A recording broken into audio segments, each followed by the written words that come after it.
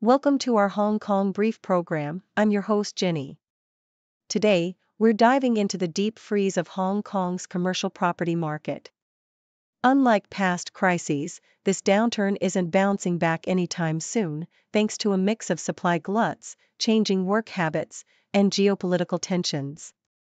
Experts warn that rents and property values might stay low for years, with no quick rebound in sight, making this a challenging time for investors. Next up, Hong Kong athletes are getting a new boost. Thanks to a partnership with Yunnan, China, they now have access to a high-altitude training center at 1,630 meters above sea level. This new facility aims to sharpen their endurance ahead of the national games, while also fostering stronger ties with mainland China. Athletes are training locally and abroad, but this new strategic advantage could make all the difference in upcoming competitions. And finally, a major cybercrime story: North Korea's Lazarus Group has stolen nearly $1.5 billion from the crypto platform Bybit. This hack highlights the growing sophistication of cybercriminals targeting Asia's crypto markets. Countries are fighting back with blockchain tracing and international cooperation, but the threat remains high. Experts say stronger regulations and global teamwork are essential to protect our digital future. Please continue to watch for more detailed insights. The South China Morning Post vividly depicts the bleak and protracted slump gripping Hong Kong's commercial property market, emphasizing how this downturn diverges sharply from past crises. Historically, the city's real estate has enjoyed a resilient upward trajectory, bouncing back swiftly after shocks like the 1997 Asian financial crisis or the 2008 global financial meltdown, fueled by factors such as falling interest rates, economic integration with mainland China, and post-SARS recovery efforts. However, today's crisis is marked by a perfect storm of structural and cyclical headwinds: an oversupply of commercial space, evolving work habits in a post-pandemic world, geopolitical tensions, and a slowing Chinese economy, leading to a prolonged decline in property values and rents. With vacancy rates soaring and values having since their 2018 peak, the market faces a grim outlook where rents are expected to fall further, and a swift recovery seems unlikely without a significant demand resurgence, which is hampered by high borrowing costs and limited catalysts for demand. The South China Morning Post further illustrates how Hong Kong's government and industry players are grappling with the crisis by implementing measures to stabilize the market. To address high vacancy rates and impending supply surges, authorities have paused commercial land sales and are exploring land redesignations and conversion schemes, such as transforming hotels and office buildings into student housing, to mitigate oversupply. Despite these efforts, the retail sector remains deeply troubled, suffering from structural shifts in consumer behavior, notably reduced mainland tourist spending and domestic consumption, which have caused retail rents to plummet and vacancy rates to reach record highs.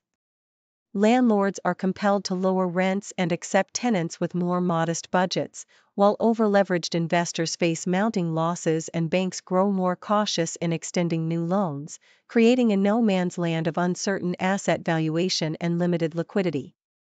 The overall outlook suggests a stabilization at lower levels rather than a swift rebound, with rents and values unlikely to return to pre-pandemic peaks anytime soon. Meanwhile, the South China Morning Post shares a compelling story of resilience and innovation beyond the financial sector, focusing on Hong Kong's athletic and wellness communities. The city's triathlon athletes benefit from a groundbreaking partnership with Yunnan's high-altitude training facilities, allowing them to enhance endurance and adaptability without extensive travel abroad.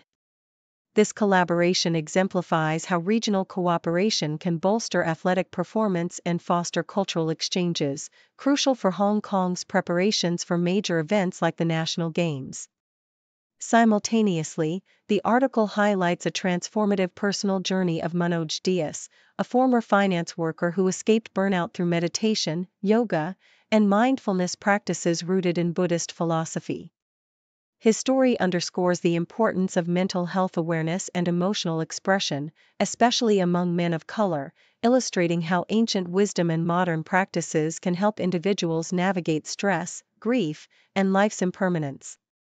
Dias' work as a mindfulness advocate and author embodies a holistic approach to well-being, blending East and West, and inspiring others to find purpose and presence amidst life's uncertainties.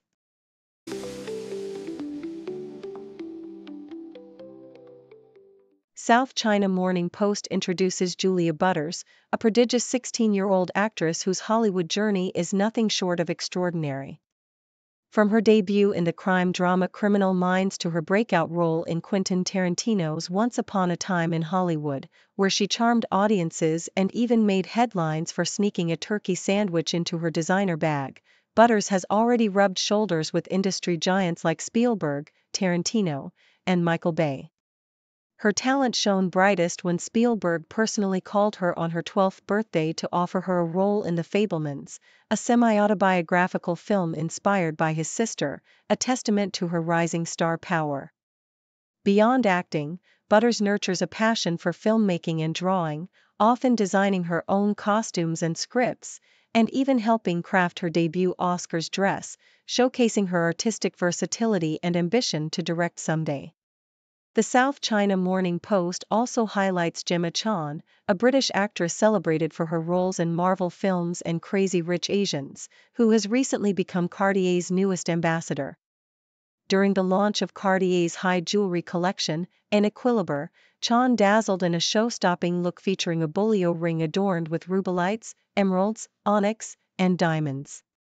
Her style exemplifies the opulent, maximalist aesthetic embraced by the brand, with her jewelry choices echoing the vibrant, jewel-tone trend that elevates her presence from screen to high fashion.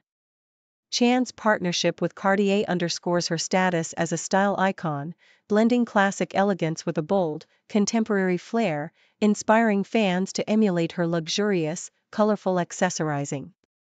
Finally, The Independent explores the frenzy surrounding Labubu Charms, a quirky, mischievous character designed by Hong Kong artist Kazing Lung, which has ignited a global fashion trend. Originally part of Lung's folklore-inspired collection, these fuzzy, fawn-toothed creatures have become highly coveted bag charms, especially among celebrities like Lisa from Blackpink, Rihanna, and Dua Lipa. Prized for their playful, maximalist appeal, Labubus are sold in limited editions through Pop Mart, with some reselling for thousands of pounds or even hundreds of thousands of dollars. Their popularity has led to a vibrant secondary market, including online shops and physical stores, where collectors must navigate counterfeit risks. The trend extends into fashion rentals, allowing enthusiasts to adorn their bags with these whimsical characters without the commitment of purchase, capturing the essence of playful luxury in the modern age.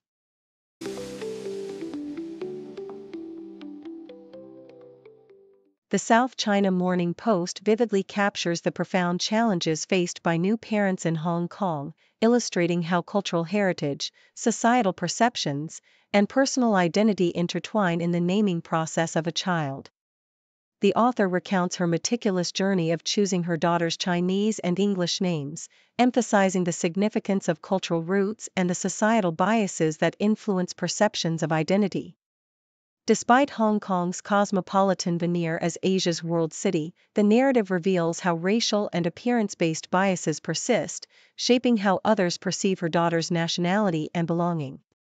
Her decision to bestow a Yoruba name alongside a Chinese one symbolizes a proud assertion of multicultural identity, challenging society's tendency to categorize based on looks, and advocating for a celebration of diversity and authenticity in a city that still struggles with racial boundaries.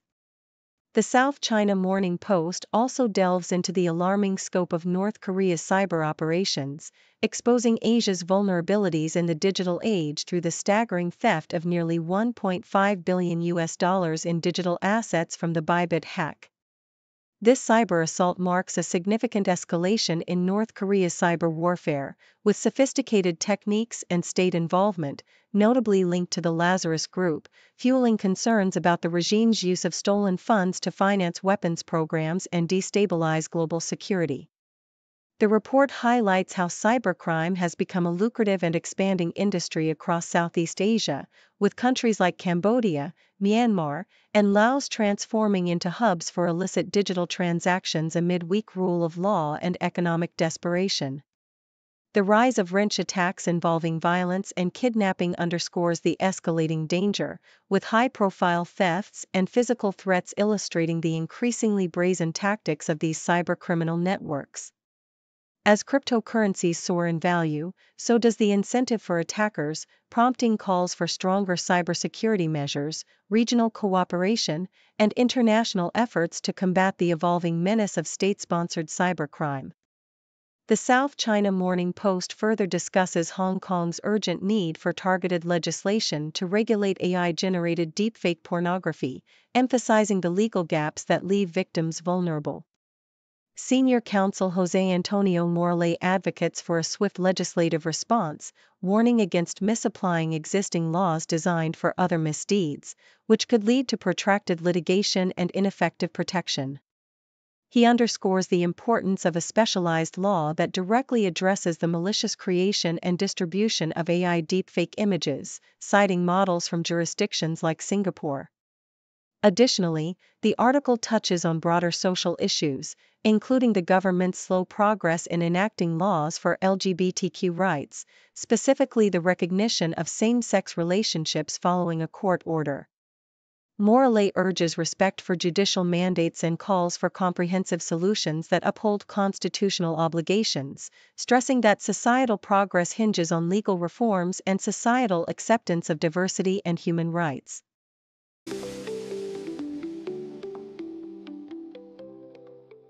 The South China Morning Post reports that Hong Kong's new hospital authority chief, Dr. Libby Lee Ha-Yun, is committed to cultivating a speak-up culture within the public hospital system, aiming to enhance patient safety and service quality. Her vision is a future where staff feel comfortable voicing concerns without fear of repercussions, fostering an environment of openness and mutual trust. She emphasizes that this cultural shift can begin with simple daily meetings where diverse opinions are encouraged and disagreements are seen as a natural part of constructive discussion. Dr. Lee hopes to eventually reach a state where whistleblowing is unnecessary because transparency and honest communication are ingrained in the hospital's operations. Her initial efforts include engaging with staff, patients, and the community to gather feedback and improve services, notably reducing waiting times and streamlining patient flow through technological innovations, such as integrated one-stop clinics. With her extensive experience in Hong Kong's healthcare system, she is optimistic about capacity improvements and operational efficiencies, especially in specialist outpatient clinics, where long waits, sometimes up to 117 weeks, are a pressing issue. Al Jazeera reports that Bao Fan, a prominent Chinese dealmaker and founder of China Renaissance Holdings, has been released from detention after more than 2 years, signaling a potential easing of Beijing's high-profile crackdown on the financial sector. Bao, renowned for orchestrating major mergers like Didi with Kuaidi and Meituan with Dianping, was detained in early 2023 amid the government's sweeping anti-corruption campaign targeting the financial elite. His disappearance sent shockwaves through China's financial industry, casting a shadow over the country's efforts to restore business confidence amidst ongoing economic challenges, including sluggish domestic consumption and a debt crisis in real estate. Bao's release, first reported by Chinese media Caixin, is seen as a positive sign, though experts caution that the anti-corruption campaign persists, and the broader financial sector remains cautious and constrained. His return to the public eye has led to a surge in China Renaissance's stock, but the industry continues to grapple with pay caps, pay cuts, and regulatory pressures, reflecting a sector still navigating the aftermath of recent upheavals. The South China Morning Post further details that Hong Kong has identified a new imported case of chikungunya fever, bringing the total to 5 confirmed cases in a week. the latest patient, a 66-year-old woman living in Qaixing, contracted the virus during her visit to Foshan, Guangdong, where she traveled alone and was unable to recall mosquito bites. She developed symptoms like fever, rash, and joint pain, and her blood tests confirmed chikungunya infection. Meanwhile, another probable case involves a young woman who recently returned from Madagascar, Mauritius, and Malaysia, where she was bitten by mosquitoes. Despite her fever subsiding, her subsequent blood tests confirmed she had contracted the virus, though she was no longer infectious upon her return. Hong Kong health authorities are actively monitoring these imported cases, which highlight the ongoing risk of mosquito-borne diseases amid regional outbreaks, especially given the recent surge of cases in Guangdong, with over 8,000 reported infections. The city's health system remains vigilant, collecting further samples to better understand the spread and potential local transmission risks of this disease.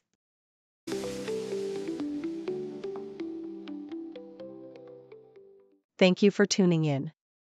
The content above showcases the latest briefing reports and analytical synopses, thoughtfully curated by the 6Do team. These insights stem from a wide array of reputable media outlets, think tanks, government sources, and specialized experts worldwide. We encourage you to explore these sources for a comprehensive perspective. Keep in mind that while the content may not always align with the official standpoint of 6Do Brief, it's not meant to be taken as absolute directives for decision-making. Comprising seasoned media professionals, learned scholars, and accomplished scientists, the 6Do team embodies a trailblazing, fully independent media entity. To customize 6Do Brief to meet your professional needs, you have the option to subscribe to a diverse array of briefings on our website, 6dobrief.com. Regardless of your location, you can conveniently receive 6Do Brief via email.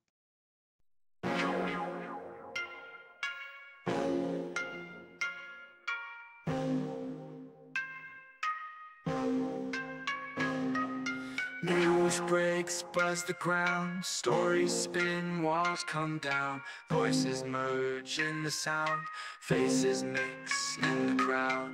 Broadcasters paint the scene, world events on our screen, every link a different theme, words collide in the stream. 6 degrees connect the dots, background stories more than us. Hear the voices rise aloft, truth unveils in every spot. Cultures clash across the globe, spin the threads in a strobe. Every story wears a robe, truth and lies in their code. Journalists dig real deep, secrets out, they don't sleep. Every angle they will keep, in the news we take a leap. New perspectives day by day, hidden truths come to play.